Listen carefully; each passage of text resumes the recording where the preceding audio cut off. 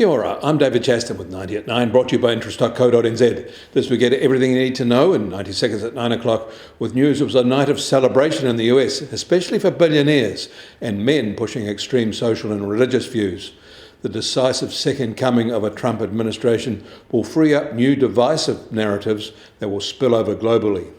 It is a great time to be a crony capitalist because your influence on a morally bankrupt president will be easy.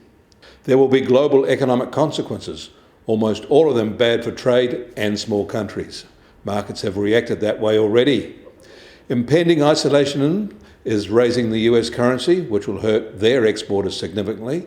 Commodity prices are already getting a twist, and bond yields are rising, and sharply. And equity markets are rising on the sugar hit of expected lower taxes, ignoring for now the longer-term costs of much higher interest rates and much higher inflation as new tariffs essentially impose taxes on US consumers. The change in culture from a free and open society to one that will be bitter and vengeful will drive global consequences we won't like. But we will have to find a way in a renewed thicket of imposed and imported bile. For a while, we'll have to live in a fact-free world. Economically, US mortgage applications fell 10.6% last week from the prior week, and that is their sixth consecutive retreat. They're now back to level pegging with the low levels of 2023 at this time. Mortgage interest rates rose sharply last week and are now likely to rise much faster in the future. Trump's spending plans could add $7.5 trillion to American deficits over 10 years, according to one estimate, far greater than the current track.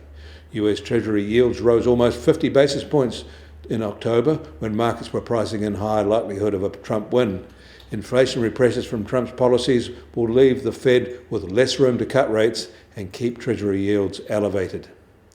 US housing markets will likely to be a loser. In fact, is likely to be generally the case elsewhere because of sharply swelling US deficits. In Australia, the AI Group Industry Index retreated again in October with a sharp drop, especially for new orders. This index has indicated contraction for the past 30 months. The US Treasury 10-year yield is now just on 4.42% and up 8 basis points from this time yesterday. And the price of gold will start today at $2,667 an ounce. That's down $71 from yesterday. Oil prices are down 50 US cents at $72 a barrel in the US, while the international Brent price is now just on $75.50 a barrel. And the Kiwi dollar starts today at 59.4 US cents, down 60 basis points from this time yesterday. Against the Aussie, we're unchanged though, at 90.5 Australian cents. Against the euro, we're up 40 basis points at 55.4 euro cents. But that all means our trade-weighted index starts today at just under 68.7, and actually little changed again from this time yesterday. You get more news affecting the economy in New Zealand from interest.co.nz. Kia ora, I'm David Chaston, and we'll do this again tomorrow.